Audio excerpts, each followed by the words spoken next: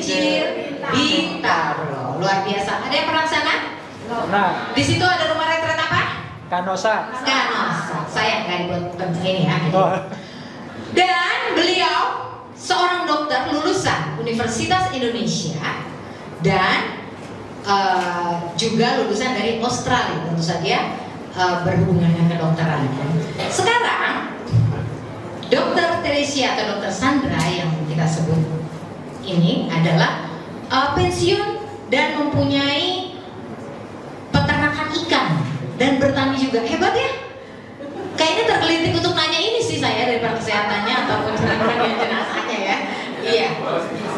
Wah, nih beliau nih ya, menjadi ketua tim kerja penyakit kanker dan kelainan darah, ketua tim kerja penyakit jantung, ketua tim kerja penyakit paru kronik dan gangguan imunologi. Luar biasa, banyak banget. Hebat gak sih? Hebat ya. Udah hebat di pelayanan di gereja dan pelayanan masyarakat juga luar biasa. Kita tepuk tangan untuk Dokter Sandra. Silakan dokter. Wah, cantik kan? Lihat dong. Oh, siapa dia? Cantik banget Dokter Sandra. Iya. Nah, Dokter Sandra ini akan berbicara tentang apa? Mari kita dengarkan. Silakan dok. Baik, terima kasih. Mbak Desi ini hebat banget. Odes. Saya kira Desi. Soalnya adikku Desi namanya, adik ipar. Baik, Bapak Ibu sekalian, selamat pagi. Terima kasih sudah memberi kesempatan kami, tim PSE. Kami tim PSE itu selalu bekerja sama dengan tim kesehatan dalam bentuk apapun. Jadi kami bersama-sama, kalau saya dari tim kesehatan bersama dengan bukan hanya dari sisi iman ya, tapi yang jelas kita akan meninjau dari sisi medisnya. Nah, kita akan melihat dari definisi kematiannya, kemudian tanda-tanda menjelang kematiannya, dan penyebab kematian global dan nasional. Ini perlu diketahui supaya Bapak Ibu selain melakukan pelayanan untuk pemulasaran jenazah ini, menghormatinya, tapi kita juga harus melakukan perlindungan terhadap kita sendiri. Seperti kita ketahui, kematian itu banyak hal penyebabnya.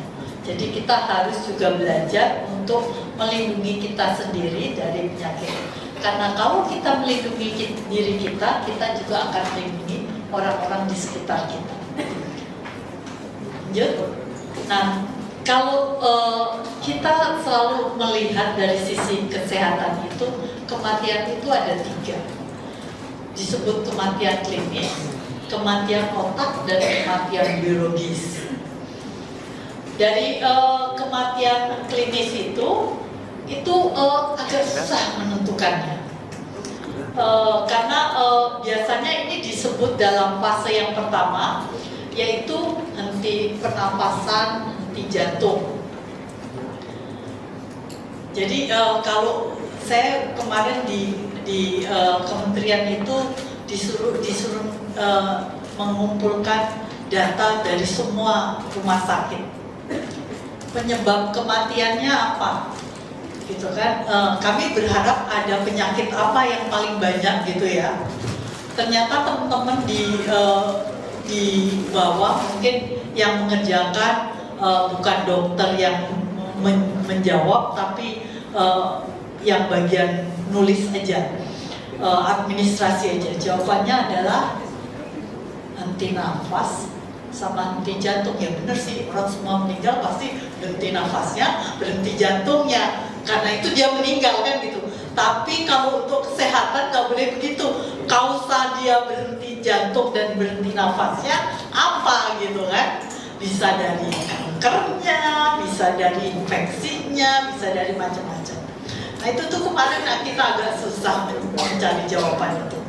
Karena orang, apalagi kalau dilihat di kelurahan, karena kan kematian semua ada catatannya di kelurahan. Jawabannya apa? Meninggalnya karena sudah tua. Karena sudah tua. Waduh, ini susah ini. Kalau tua itu kan meninggalnya pasti ada sebabnya gitu ya. Jadi itu anunya. Kemudian selain itu impuls otak juga berkurang. Memudar dan pasca indranya tidak bereaksi. Jadi kalau kita center irisnya itu titik hitam itu kalau sudah meninggal dia akan melebar.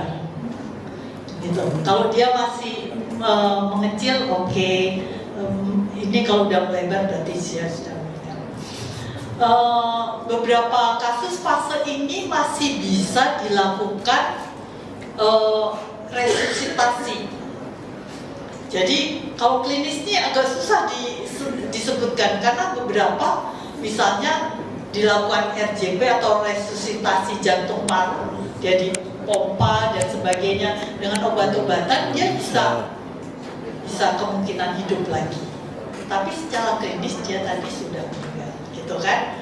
Nah, tapi untuk itu kesehatan tidak hanya memakai, kita makainya 3 ini tadi supaya meyakinkan bahwa orang ini sudah betul-betul meninggal. Yang kedua, kematian otak. Kematian otak itu ditandai dengan otaknya berhenti. Otaknya berhenti ini biasanya ada juga yang otaknya sudah flat, sudah mati dan tidak ini. Tapi kalau misalnya dia masih dipakai dengan bantuan jantung, pompa jantung, pakai ventilator, dia masih hidup, tetap bisa bernafas dan bisa ini. Tapi dia kalau pas itu udah langsung meninggal. Itu disebut kematian otak.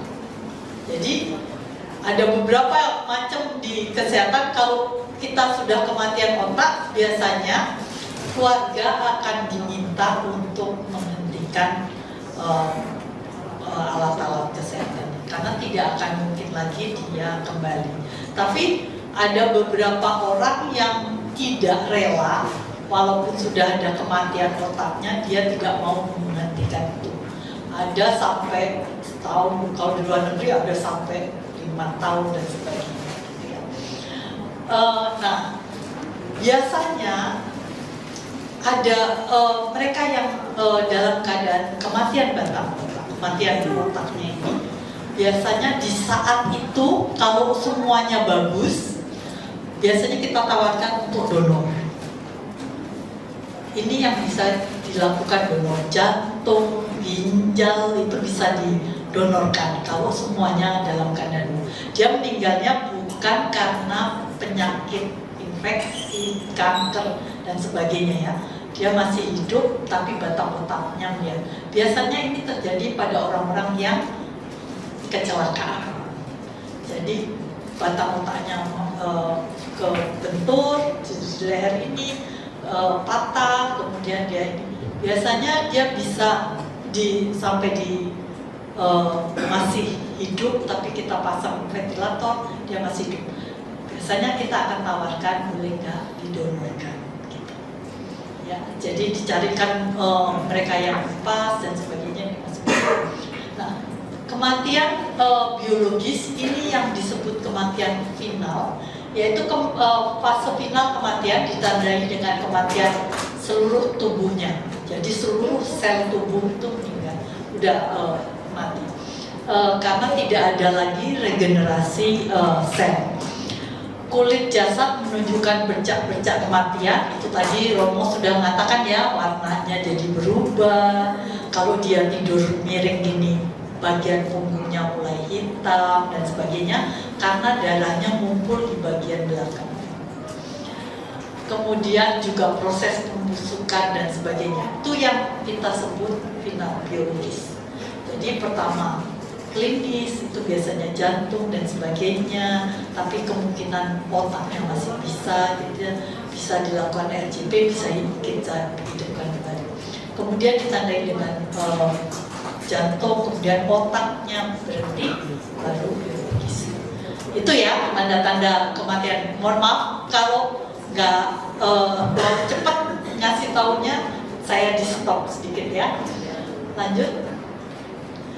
Kemudian, nah ini penting kita sampaikan ke Bapak Ibu tentang tanda-tanda orang menjelang kematian. Kenapa? Karena disinilah kita harapkan kita bisa memberikan, tadi kata Romo Jonas, untuk siap-siap untuk memberikan perminyakan. Karena itu adalah salah satu tugas kita dari lingkungan untuk membantu, untuk mengkoordinir dengan pastor dan sebagainya untuk memberikan perminyakan. Jadi biasanya terutama pada mereka-mereka yang sakit sudah kronis, ya sakit kronis itu sakit ya kembali lagi ya, yang stroke, kemudian kanker dan sebagainya, itu biasanya tidurnya lebih banyak. Kenapa tidurnya lebih banyak? Karena badannya sudah tidak mampu lagi untuk melakukan hal-hal lain. Jadi dia pasokan energi alami itu sudah agak sulit. Jadi dia akan tidur lebih lama. Kemudian tidak ada nafsu makan. Kenapa nggak ada nafsu makan? Karena memang badannya sudah tidak membutuhkan banyak makanan. Karena dia juga sudah tidak bisa menerima metabolisme. Jadi tidak bisa menyerap makanan yang dia masukin juga. Jadi dia biasanya nggak akan makannya dari dalam. Kemudian penurunan alat-alat vital, misalnya menjelang kematian itu dia tekanan darahnya mulai turun, kemudian pernapasannya juga mulai agak tersengal-sengal, kemudian kencing juga sudah mulai sedikit, karena sedikit dia mulai warnanya sawo mateng dan sebagainya. Itu terjadi pada ini. Jadi itu yang kita harus siap-siap sebelum saya masuk. Kemudian berikutnya juga dia biasanya menarik diri dari orang-orang. Pada orang-orang yang sudah tua, mulai saya pengalaman dengan bapak saya atau ibu saya mau meninggal itu, ya biasanya saya nggak usah banyak yang besuk ya. Kalau ibu saya karena bisa komunikasi, kalau bapak saya karena sudah Alzheimer dan demensia, dia cenderung sebelum dia mulai demensia dia udah nggak mau untuk ketemu orang, datang ke biasanya rajin ke pertemuan-pertemuan itu sudah mulai mengurangi. Nah itu juga salah satu tanda-tanda yang kemudian perubahan dalam kotoran, biasanya tanda kematian, kencingnya juga berkurang dan sebagainya, buang air besarnya juga sudah mulai sulit. Kadang-kadang kalau itu buang air besarnya 3 hari 4 hari kemudian banyak sekali karena sudah beberapa hari dia tidak buang air besar. Kemudian suhu tubuh pada orang-orang yang mulai akan meninggal itu suhu tubuh akan turun, tidak sehangat seperti biasanya, terutama daerah-daerah yang ke tangan, kaki gitu ya. Karena pertama juga dia tiduran terus kan, kalau tiduran terus otomatis perdarahan juga nggak sampai ke tangan, kaki, itu juga berkurang karena dia tidur terus. Jadi dia semakin turun gitu. Kemudian otot-otot juga mulai melemah, yang biasanya bisa makan dia mulai nggak bisa, harus dibantu dan sebagainya. Itu ada salah satu tanda-tanda kelemahan. Kemudian ya balik lagi saya bukan menjawab menakut-nakuti, bukan, tapi ini sebagai kewaspadaan kita. Jadi nanti kalau mau membantu itu harus lengkap bawanya dari rumah. Jadi kalau saya kalau Bapak Ibu sudah sebagai ditunjuk sebagai pemulas jenazah, tolong di satu tempat udah lengkap itu, ada barang-barang yang harus Ibu punya, Bapak Ibu punya, ditaruh di satu tempat. Jadi kalau ada panggilan itu udah langsung bisa diambil, nggak perlu nyari lagi. Jadi nggak bingung nanti kalau itunya. Ya, lanjut. Nah, ini pesan penting dari saya adalah seluruh orang yang meninggal harus dianggap infeksius. Dianggap, bukan betul-betul, tapi dianggap sebagai infeksius. Sehingga petugas perawat jenazah harus menggunakan alat pelindung diri, ya kan? Pelindung dirinya itu termasuk adalah masker, kemudian pelindung wajah, kemudian sarung tangan karet, kalau bisa pakai sepatu boot, jadi kalau air jatuh tidak masuk kena ke kita. Terus pakai apron, baju apron plastik kayak tukang daging, jadi kalau bisa panjang sampai segini. Jadi jangan cuma sampai segini, nanti kalau segini dia tetap kena ke badan kita. Jadi semakin panjang semakin baik. Gitu ya. Terus kalau di luar negeri itu ada sarung tangan yang panjang sampai segini. Nah kalau di sini kayaknya nggak bisa, nggak ada. Jadi di sini ya minimal pakai sarung panjang, terus pakai lengan panjang supaya tidak, kalau kecipratan tuh nggak langsung, masih ada baju yang menghidupkan. Ada beberapa orang mau pakai apa itu namanya, jas hujan, yang paling gampang ya, jas hujan. Cuman panas, kita harus ngangkat-ngangkat, tenaganya harus kuat. Kalau pakai baju itu, saya sudah beberapa kali itu selalu gobios, hanya memakaikan baju saja. Apalagi kalau tambah pakai jas hujan. Tapi ya itu monggo silakan Bapak Ibu. Tapi yang jelas kita harus melakukan ini.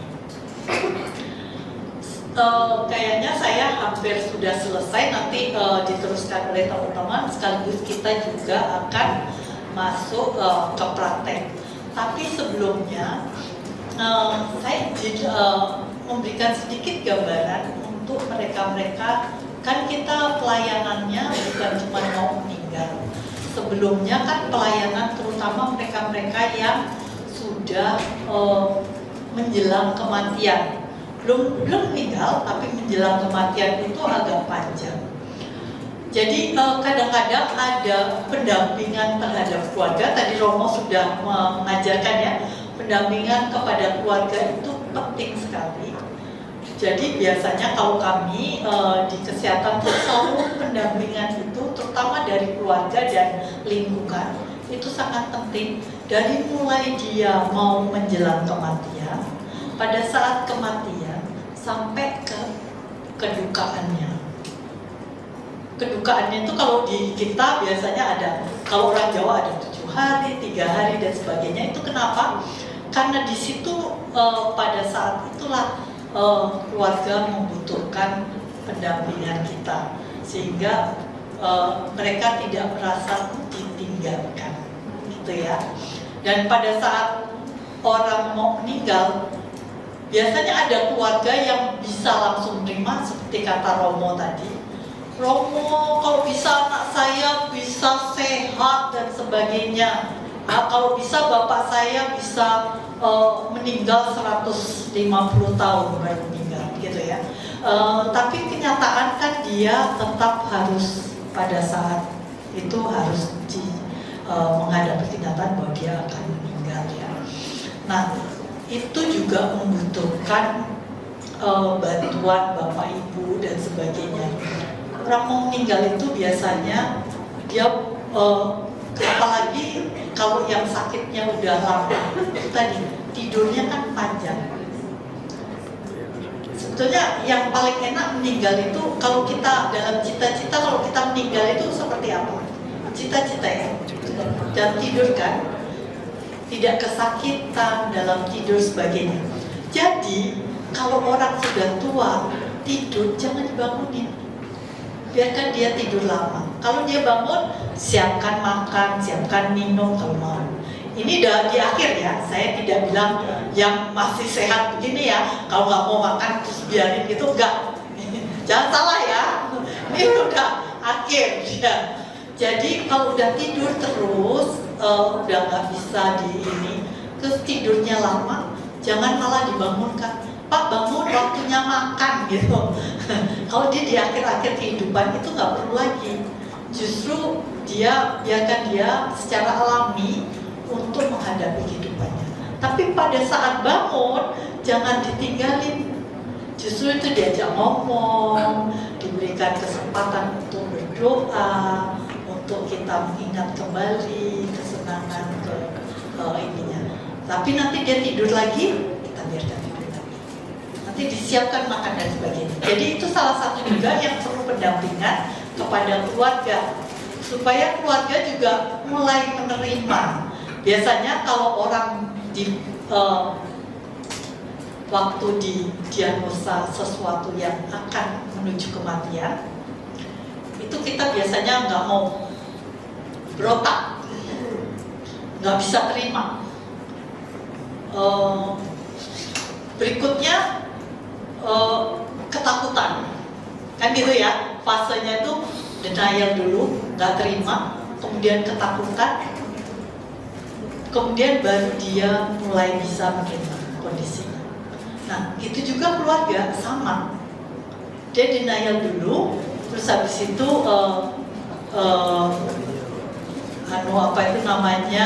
ketakutan, nggak ini, sedih dan sebagainya. Nah, itu yang perlu pendampingan dari Bapak Ibu lingkungan.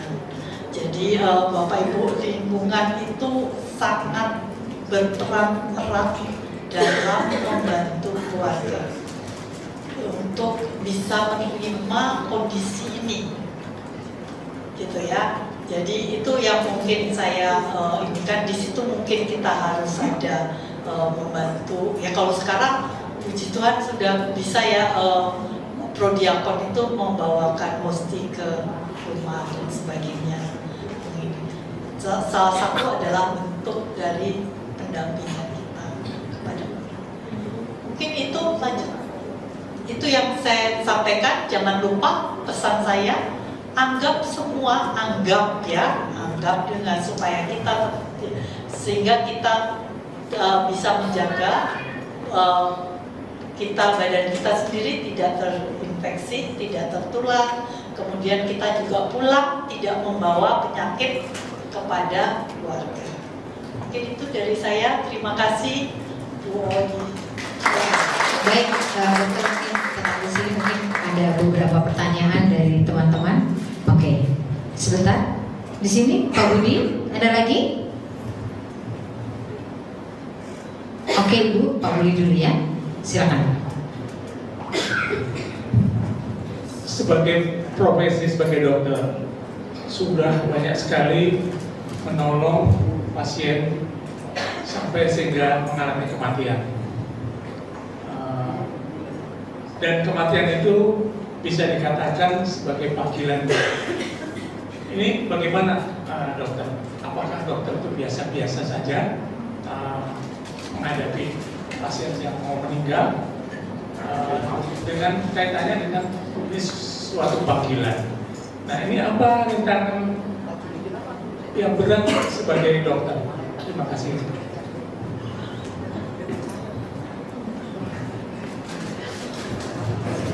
Baik, kami dokter sebetulnya prinsipnya hampir sama dengan Bapak Ibu. Punya perasaan, punya keterkaitan, punya rasa. Tapi kami kalau dari mulai kami dididik, itu harus bisa memisahkan antara rasa dengan apa ya? Kalau kita bilang katakan itu kita katakan empati. Empati dengan simpati beda. Kalau simpati saya akan masuk ke dalam seluruh jiwa raga saya kepada orang itu.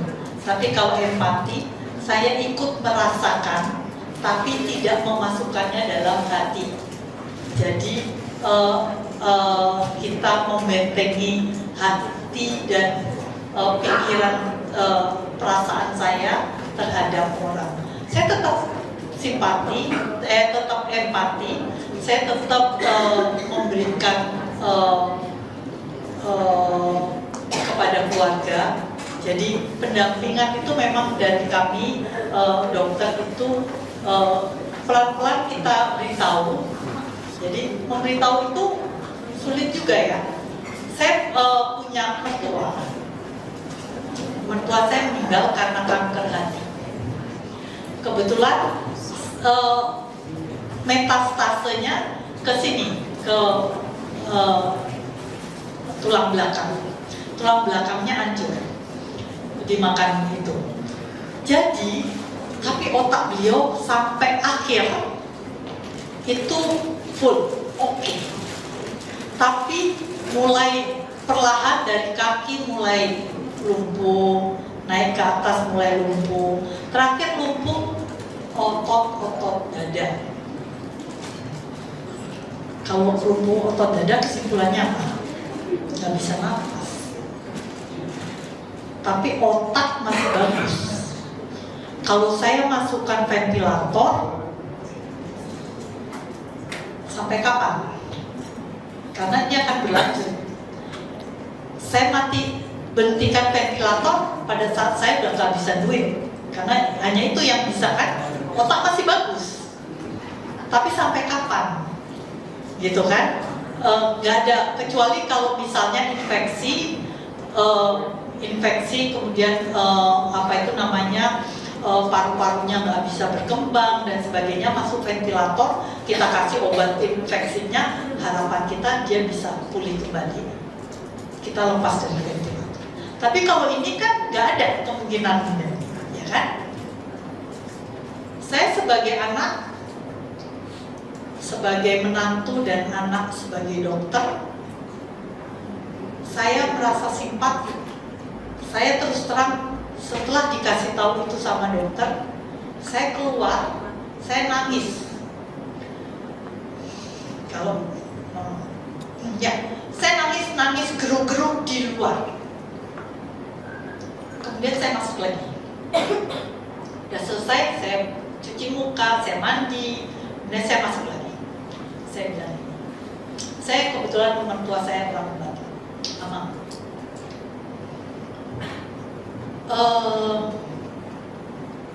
Saya tahu Tuhan Maha Kasih, bahwa kita hidup itu di tangan Tuhan. Saya itu jawaban pertama ya. Tadi Amang sudah dengar kata dokter bahwa tulang belakang Amang sudah tidak bisa lagi dan lumpuh akan terus berjalan. Kalau gak bisa bernafas berarti kita akan meninggal. Amang tahu gak itu? Saya tanya. Iya. Ada dua jawabannya, lanjutan kita kerjakan. Pertama, saya masukkan Amang ke ventilator. Tapi dengan catatan Amang akan saya bius. Karena supaya tidak berontak kan, ventilator kan dipaksa tuh nafasnya. Itu kayak dipaksa gitu kan, pasti akan berontak. Karena itu saya akan tidurkan sedikit. Jadi kemungkinan Amang ketemu sama Ina sebelum saya masukkan ventilator, ngomonglah. Atau kedua, saya tidak akan masukkan Amang ke ventilator, kita pasti punya waktu untuk ketemu dan sebagainya. Sampai sebatas kemampuan Amang. Jawaban mertua saya sangat bijak. Anakku, aku sudah hidup 75 tahun. Tuhan bilang 70. Sisanya adalah bonus. Ini antara simpati dengan empati ya, tadi saya bilang. Kalau saya punya kesempatan untuk hidup bareng beberapa hari dan ketemu sama istriku, karena dia sayang sekali sama istrinya, biarlah aku ketemu sama istriku. Hanya satu permintaan, daripada kamu masukkan ventilator harganya mahal, bayar semua orang yang ada di kampung, adikku semua, bawa ke sini. Kita misa bareng. Biarlah ini misaku terakhir. Bawa ke sini semua. Jadi saya akhirnya mengirim semua keluarga ke Jakarta, dari kampung sana ke kampung yang mana aja, sesuai dengan permintaannya saya bawa ke Jakarta ke misa terakhir. Kebetulan mertua saya bukan Katolik, dia HKBP, tapi saya Katolik. Dia minta 2, satu dari pendeta, berikutnya dari pastor. Pastor mau ngasih, jadi kita 2. Jadi jam segini dari HKBP, jam segini dengan misa. Misa pun Romo mau ngasih perminyakan suci, karena kata Romo perminyakan suci boleh diberikan pada siapapun. Ya, dapat perminyakan suci, dapat ini semua. Kami bisa mengumpulkan sekitar 3-4 hari. Kemudian Amang mulai sesak nafas, mulai dia nggak ini. Habis itu tapi pada saat pergumulan terakhir, tadi kan Bapak tanya bagaimana saya, sebagai saya orang itu, saya nangis-nangis, tapi sebagai saya profesi, saya harus menjelaskan itu, walaupun dengan cara yang saya nggak boleh nangis, karena beliau akan bingung nanti kalau saya nangis. Jadi sebagai profesi saya lepas dulu itu semua perasaan, saya buang itu semua perasaan, kemudian saya ngomong. Itulah. Tapi saya tetap bisa menambah rasa.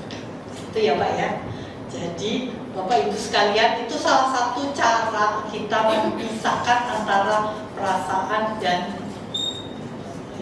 empati ya, perasaan dengan ikut bela rasa, ikut merasakan tetap, tapi bukan masuk di dalam perasaan.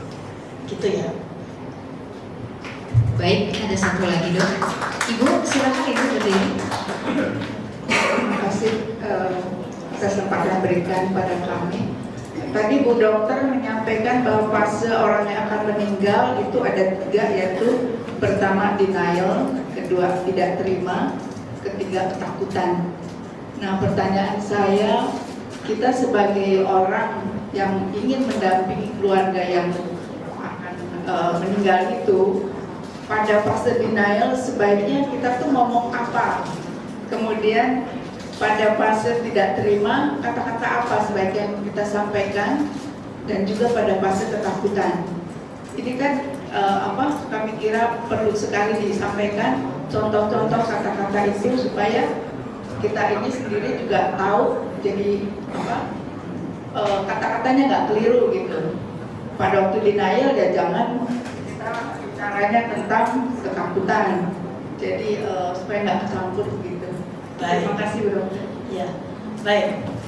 Pada saat pertama denial, yang kita bisa kerjakan itu sebetulnya tinggal mendampingi saja. Kita ajak doa. Ayo kita berdoa supaya Tuhan memberikan bantuan kepada kita. Kalau saya tetap katakan bahwa Tuhan itu maha baik. Kesembuhan ada pada Tuhan. Kesakitan ada pada Tuhan. Kematian juga ada pada Tuhan. Sehingga kita ajak untuk kembali menyerahkan semua pergumulan kepada Tuhan. Ya, nggak usah kita jawab, nggak usah kita kasih nasihat.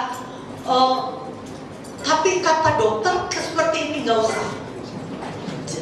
Itu nggak waktunya di situ, gitu ya. Karena kalau waktu denial itu kita itu kan dia akan marah, ya kan, tersinggung.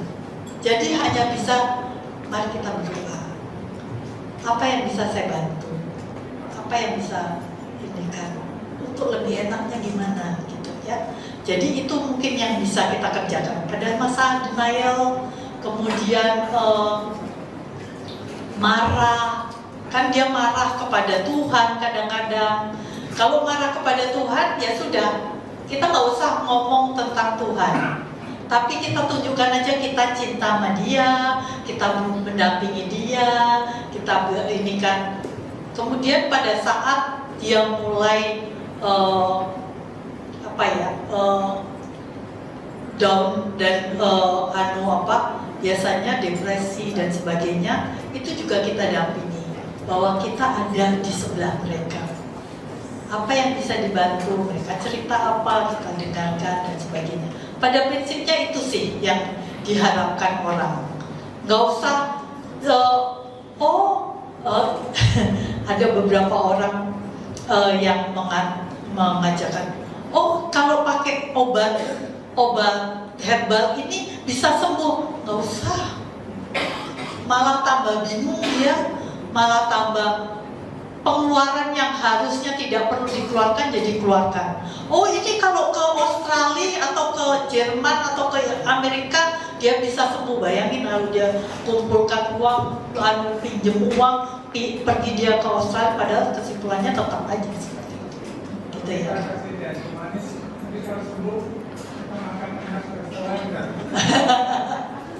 Boleh-boleh aja. Biasanya mereka itu juga nggak masalah. Boleh-boleh aja pada saat denial. Tapi kalau sudah sampai pada taraf dia marah dan sebagainya, biasanya dia sudah mulai menerima.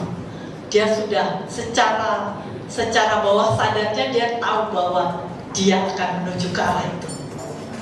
Jadi, tapi boleh. Justru kalau misalnya beberapa orang, apa permintaanmu yang terakhir? Apa kamu maunya?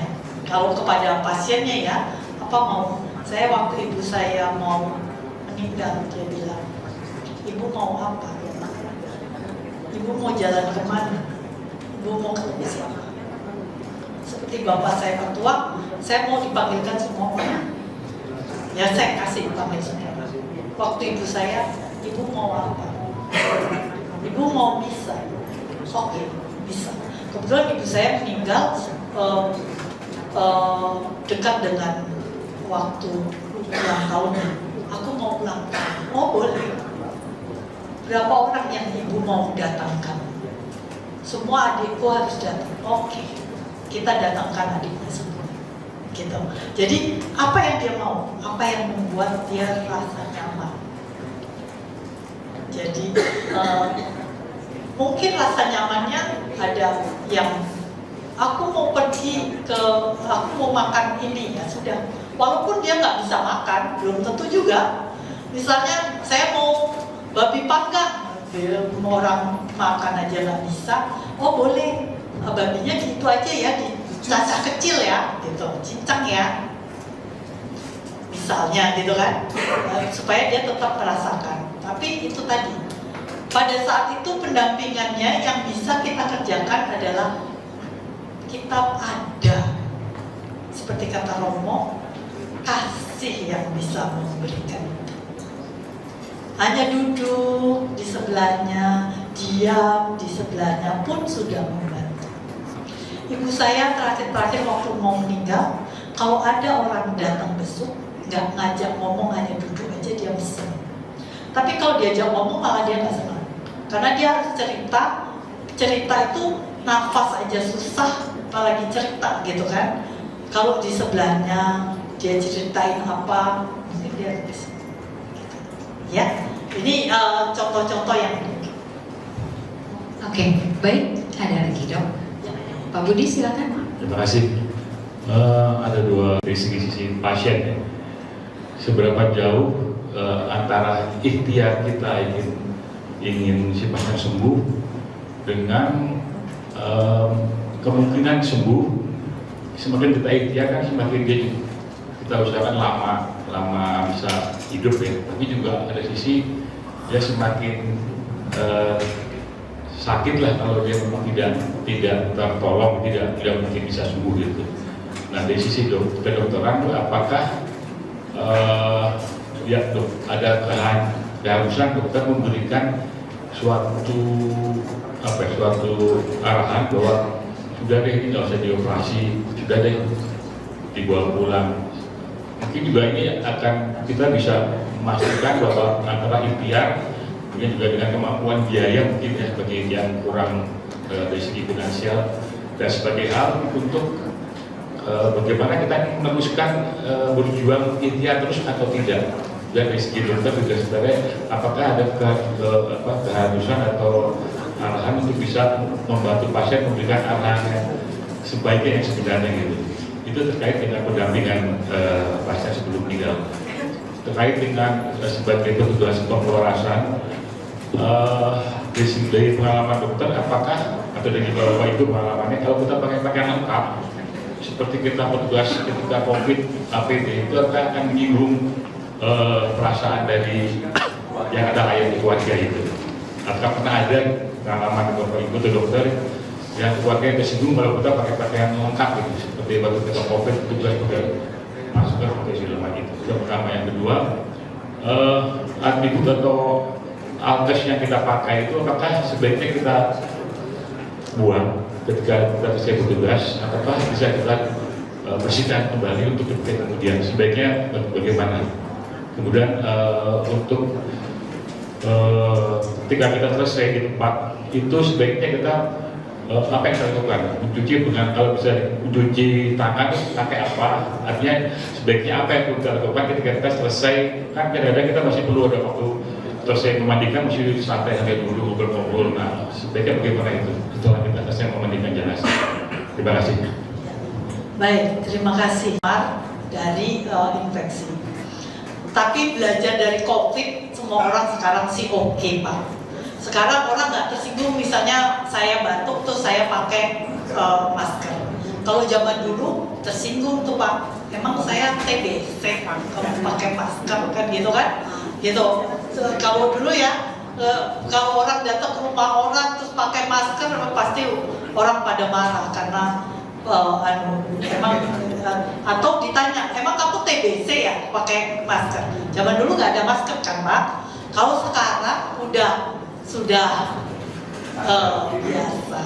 Jadi APD itu sudah bukan untuk mereka tersinggung karena dilayani seperti itu, tapi justru dilihat bahwa oh bapak ini bersih ya bukan gitu.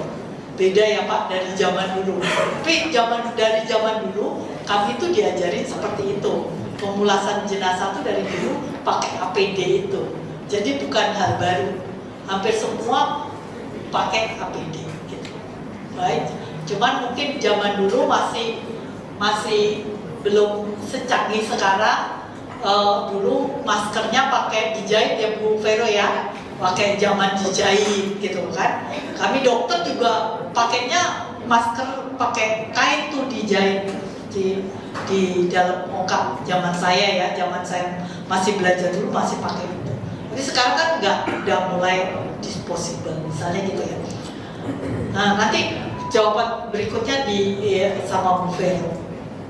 Oke, ada lagi dong? Ya, silakan Ibu Erta. Artinya bisa.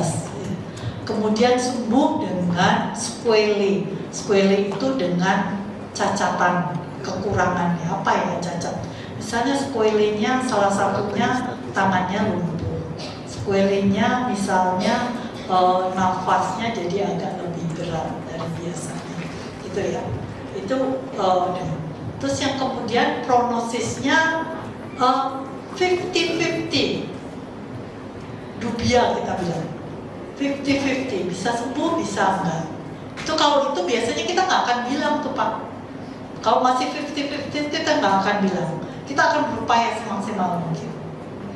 Tapi kalau dubia malam, kalau udah dubia malam itu kemungkinan meninggal, kita akan cerita ke keluarga. Posisinya seperti ini loh. Ada beberapa mungkin penyakit-penyakit yang masih bisa coba kita carikan obat-obat penemuan baru misalnya gitu ya. Misalnya kanker, kalau keluarganya mampu ada penemuan-penemuan baru, mau nggak? Harganya misalnya satu kali suntik 150 juta, tapi nyuntiknya setiap bulan. Jadi 1 bulan 1 mobil, 1 bulan 1 mobil. Nah, itu tergantung kuat apa enggak kan gitu kan? Nah, gitu loh. Jadi contohnya seperti itu ya. Jadi kalau misalnya itu kita akan bilang tergantung keluarganya mampu atau nggak mampu. Tapi kalau dia memang sudah misalnya stadium 4 kanker, terus jantung sudah memang dia bengkak dan tidak bisa, obat-obatan sudah tidak bisa, kan selalu akan dicoba Pak, selalu akan kita coba semaksimal mungkin. Tapi pada pencobaan itu sudah tidak bisa lagi, kita akan bilang sudah tidak mungkin. Misalnya gagal ginjal awalnya dia masih bisa cuci darah hemodialisa ya, hemodialisa itu masih bisa. Tapi ada saat tertentu yang seluruh tubuhnya itu sudah tidak mampu lagi dengan konsentrasi yang seperti itu. Akhirnya dia harus bilang bahwa itu memang sudah tidak bisa lagi. Keluarganya harus terima, karena itu akan meninggal. Kecuali dia punya, misalnya kecuali ada mau cangkok ginjal misalnya gitu, atau cangkok jantung gitu misalnya gitu. Ya, kecuali keluarganya ada yang bisa menyediakan. Kalau jantung ada orang meninggal terus klop. Tapi kan kita bilang bahwa ini nggak mungkin. Kalau misalnya ada, itu namanya miracle kan, keajaiban. Ada orang yang tiba-tiba dia bisa tapi harus cangkok jantung gitu. Kalau di film-film ada yang jantung dan sebelahnya ada yang meninggal gitu kan, pas kebetulan cocok bisa. Jadi ada 2 pilihan, kekuatan finansial atau fisik. Ya, betul Pak. Finansial juga menentukan kesehatan ya, karena memang di akhirnya itu memang biayanya memang full. Jadi ada beberapa, saya ingat banget, saya punya teman dokter, dia harus kebetulan beliau spesialis ya. Jadi dia bilang saya di spesialis, tapi duit spesialis itu cuma habis buat beli obat, karena dia harus nyuntik sekitar, kalau nggak salah waktu zaman itu dia bilang 25 juta per bulan. Jadi dia harus punya duit 25 juta per bulan untuk supaya dia agak lebih enak hidupnya gitu. Autoimun waktu itu. Jadi contoh seperti itu. Ya finance itu kita nggak bisa memungkiri ya Pak.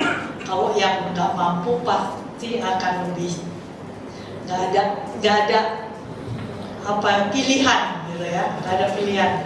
Ya kalau nggak ada pilihan itu yang kadang-kadang membuat orang jadi marah kan gitu. Dia denial, marah, kenapa aku Tuhan kamu nggak kasih aku duit, kenapa kok Tuhan kamu kasihnya penyakit ini. Padahal jangan lupa semua orang akan meninggal dengan cara apapun, dan Tuhan yang punya caranya, bukan kita yang menentukan. Dan tidak ada seperti kata orang tua saya tidak mungkin seperti batu yang tetap ada selamanya. Jadi itu salah satu yang pendampingan itu kembali ke pendampingan ya Pak. Jadi kalau dia miskin, nggak mungkin juga kita kembali lagi, kalau simpati saya akan kasih uang, tapi berapa banyak saya kasih uang sama dia kan gitu kan? Saya juga belum tentu kuat kan gitu. Jadi jangan masuk ke simpati itu tadi. Kalau simpati itu semua seluruh hidup tercurah pada dia, sampai kalau perlu aku utang buat dia biar dia hidup. Nggak bisa. Sempat belum? Ya. Baik. Mungkin nunggu selesai satu. Baik, selanjutnya Ibu Erta. Nama saya Erta, saya dari lingkungan Keluarga Kudus Nazaret. Saya pernah memandikan jenazah Nah, jenazah itu meninggalnya sudah 24 jam karena pada saat meninggal dia di rumah anaknya di Depok, dibawanya adalah ke sore dan kita baru bisa memakamkannya adalah besok harinya. Nah, pada saat kita memandikannya itu dia tuntut terus. Nah, setelah kita selesai mandikan dia udah nggak ngetut. Tetapi pada saat dia sampai mau menuju ke misa requiem, itu dari mulutnya tuh keluar suara. Nah, supaya nggak mengganggu misa requiem itu kita tutup karena aromanya kan nggak enak sekali bau. Kita tutup pakai tester. Tapi mulutnya itu udah belum, kita takut meledak gitu kan. Kita buka, tapi udah dibuka kita sampai mabuk sendiri. Nah, terus kita tutup lagi karena romonya yang memberikan misa requiem pun sampai sudah mau muntah-muntah gitu kan ya, tapi karena nggak enak sama pihak keluarganya, nah kebetulan cuma yang hadir di jenazah pihak keluarganya dan saya berdua ada yang mendampingin, sementara pelayan cuma maunya di luar, nggak ada yang mau masuk ke dalam rumah, jadi kita sendiri yang kabur gitu. Nah itu gimana ya supaya menghilangkan aroma baunya, karena kita sudah semprot pakai pengharum ruangan baru, nggak mempan. Nah, apakah itu juga bahaya buat kita yang menghirup udara luar dari yang sudah meninggal? Karena juga yang meninggal ini juga punya penyakit diabetes yang banyak sekali luka-lukanya sampai dagingnya itu memang sudah tidak ada, hilang. Nah, itu bagaimana mengatasinya? Kalau mengatasi yang untuk ininya mungkin kita sudah nggak kelihatan ya, dok. Tapi suaranya dan aromanya itu bagaimana supaya si pelayat dan keluarganya juga nggak malu dan pelayannya juga nggak sampai harus merasa nggak enak gitu loh di dalam ruangan tersebut. Terima kasih. Terima kasih. Tadi Dr. Benan udah cerita ya yang kentut dan kayak ini itu karena sudah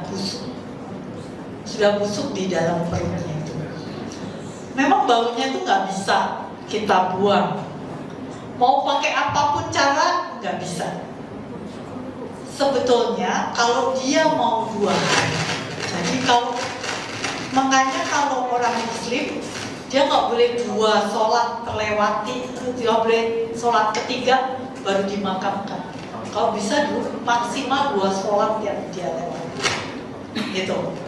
Supaya apa? Supaya infeksinya jangan terus. Kalau kita biasanya itu tadi harusnya kita di formalin. Jadi kalau ada keluarga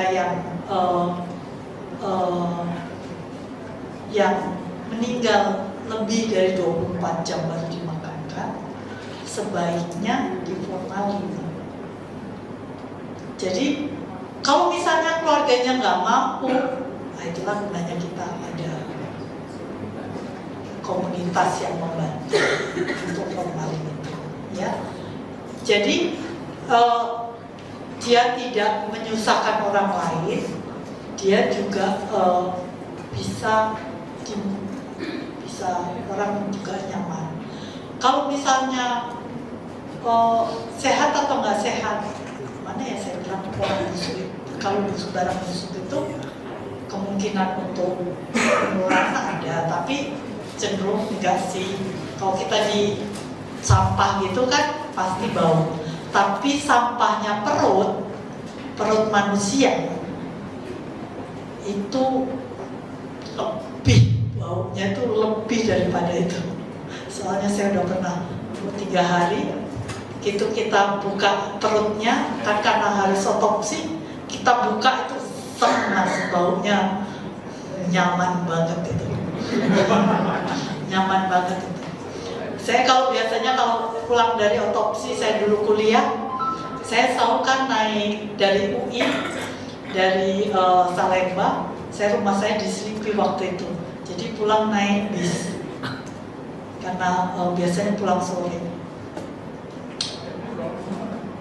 Semua orang pindah tahu, saya kebetulan bisa duduk dengan manis. Padahal saya udah mandi loh. Saya selalu mandi pulang dari otopsi itu, saya selalu mandi di kamar mandi mahasiswa. Kita kan punya ya kamar mandi mahasiswa. Saya mandi keramas. Baju saya kan nggak bisa dicuci dong di kamar mandi. Saya pasang dalam plastik, saya ikat. Tapi bau tetap nyaman. Jadi saya dengan nyamannya bisa duduk manis, duduk jadi belakang, selalu dikasih tempat. Sudah Bu, sini aja, semua orang pindah. Saya tadinya kok baik sekali orang ini ya. Begitu sampai rumah, pertama kali saya pegang ini, ibu saya bilang, lewat pintu belakang, jangan pintu depan katanya. Mandi di kamar mandi pembantu ya, jangan kamar mandiku katanya. Nasib saya bilang. Jadi mandi lagi, udah pulang dari sana saya mandi lagi. Terus habis itu biasanya baju-baju selalu saya masukkan dalam detol ya, dulu adanya, masuk detol biar nggak tahu bau, terus baru dicuci. Itu dulu nasib ke ini. Dan kita selalu mahasiswa kan nasibnya paling jelek ya. Kalau yang udah mulai busuk-busuk tuh dikasih mahasiswa. Terus habis itu catat ya, gitu. Jadi baunya nyaman. Baunya memang beda banget. Baunya beda. Baunya tikus mati itu 10 kali baunya manusia. Baunya tuh bau banget. Tapi kalau saya dulu di sekolah diajarin, kalau kita kan pasti pada lari dong kalau bau gitu. Apa kata dokter-dokter itu, guru-guru saya? Kamu berdiri di situ nafas. Begitu 2-3 kali nafas, dia akan berkurang bau. Karena adaptasi. Jadi kalau kita dulu di kesehatan nggak boleh pakai masker. Kalau pas buka autopsi, karena kita dilatih ya, nggak boleh pakai nafas. Pertama kali autopsi itu saya nggak mau makan bakso, nggak mau makan daging, nggak mau makan ikan, nggak mau makan semuanya. Kata ibu saya mati aja katanya gitu. Terus habis itu lama-lama saya pikir-pikir dia. Habis itu seminggu, 2 minggu, ketiga makan bakso di sebelah mayat tuh kalau nggak salah makan juga. Itu balik lagi biasa, nggak apa-apa. Jadi kalau nanti ada bau dan sebagainya, Bapak Ibu diharapkan kembali lagi formalin aja. Jadi dia akan mengurangi, dan biasanya formalinnya kita disuntik di perutnya. Perutnya kasih formalin yang banyak supaya kuman-kuman itu akan mati dengan formalin. Itu gunanya ada gereja, ada lingkungan, sumbang, kolektor, ya. Hah? Enggak.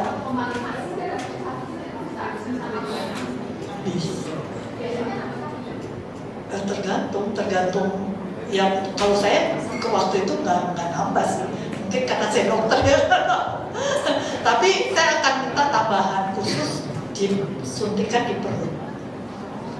Jadi disuntik di perutnya, disuntik agak banyak sehingga anunya berkurang.